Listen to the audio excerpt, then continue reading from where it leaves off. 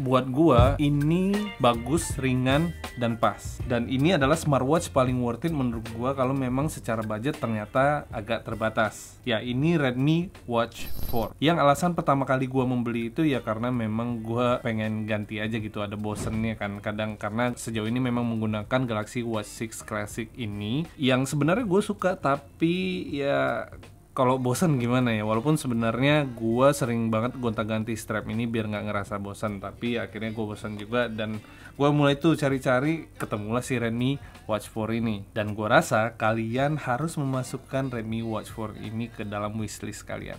Ini gue kasih tahu alasan kenapa gue membeli Redmi Watch 4 ini.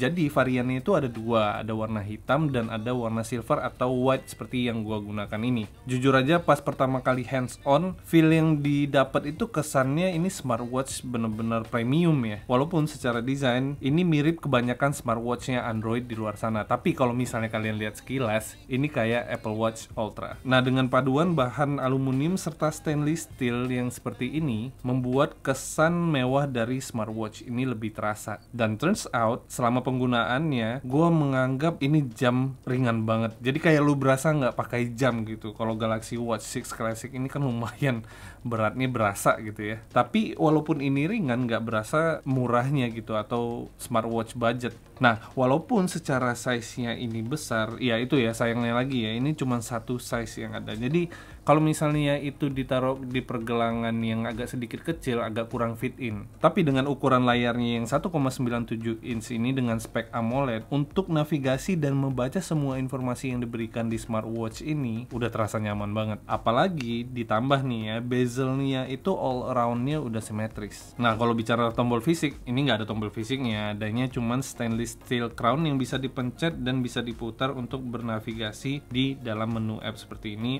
or di luar menu app seperti ini. Cuman jujur aja gue jarang sih menggunakan ini karena layarnya yang udah besar gini, gue lebih suka menikmati bernavigasi dengan menggunakan gestur jari seperti ini. Oh iya, kalau bicara material belakangnya, ini masih berbahan plastik ya. Tapi yang gue suka dan mungkin kalian juga suka, untuk melepaskan strapnya di sini menggunakan metode quick release. Jadi kalian tinggal pencet tombol yang ada di sini, lalu tinggal tarik si strapnya. Dan menurut gua sih ini sebenarnya udah seharusnya smartwatch zaman sekarang itu kurang lebih seperti ini. Jadi kalau misalnya kalian mau gonta-ganti strap itu udah gampang banget ya. Dan strap bawaannya ini materialnya udah premium lah. Ini soft material gitu, kalau misalnya kalian pakai nggak meninggalkan jejak di tangan kalian juga. Terus kalau misalnya kalian pakai di kondisi apapun, ini mah terasa nyaman juga karena ini benar-benar lembut ya. Nah, bicara kondisi apapun, kalau misalnya kalian menggunakan smartwatch ini di kondisi yang benar-benar kalian berada di bawah terik matahari, tenang aja karena tingkat kecerahan dari jam ini sudah bisa mencapai 600 nits. Dan satu lagi yang gue suka dari jam ini, walaupun refresh rate-nya itu 60 Hz, tapi secara visualnya smooth banget kalau misalnya kita mau pakai navigasi. Tuh, ya kan? Nih, nggak ada lag gitu. Nah, bicara fiturnya, di smartwatch Redmi Watch 4 ini menurut gua sudah lengkap. Mulai dari standar tracking step, terus juga ada SpO2, dan ada juga pantauan stres. Dan kalau misalnya kalian suka untuk mengukur kualitas tidur kalian, di sini juga ada, dan itu lifetime. Sisanya ada 150 mode workout, mulai dari lari sampai renang. Jadi buat kalian yang berencana mengambil Redmi Watch 4 ini sebagai smartwatch kalian, nggak usah khawatir karena fiturnya sudah lengkap. Nah, untuk mendukung itu semua, Xiaomi memberikan HyperOS di dalam smartwatch ini, yang tentunya bisa digunakan di both platform Android dan iOS. Bisa jadi pilihan buat kalian pengguna masing-masing platform untuk memiliki jam yang bisa works di both platform tersebut, Android atau iOS. Dan di luar itu semua, fitur yang paling gue suka itu adalah daya tahan baterainya. Walaupun secara ukurannya ini cuma 470 mAh, klaimnya daya tahan baterainya sendiri bisa sampai dengan 20 hari. Dan penggunaan gue selama ini ya almost 20 hari dengan AOD-nya menyala dan semua sensornya menyala. Tapi kalau misalnya AOD-nya kalian matikan, ya klaimnya sendiri bisa sampai dengan 30 hari.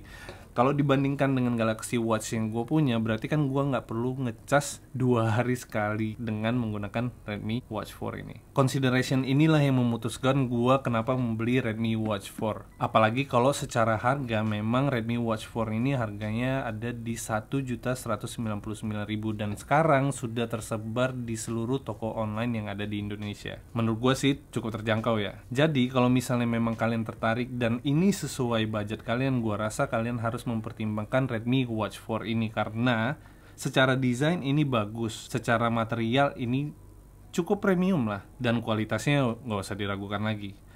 Ini memang worth it. Kalau nggak worth it, gue juga nggak bakal beli. Dan kalau memang kalian suka form factor yang rada besar, terus modelan desain yang kotak ini, gue rasa kalian memang harus coba consider Redmi Watch 4 ini. Dan yang paling penting ini sih ringan banget, kayak nggak ada bobot sama sekali gitu.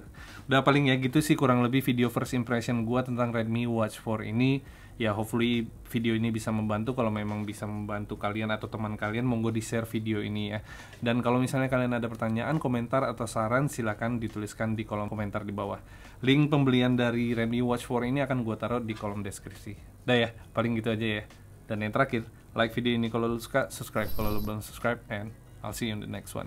Peace.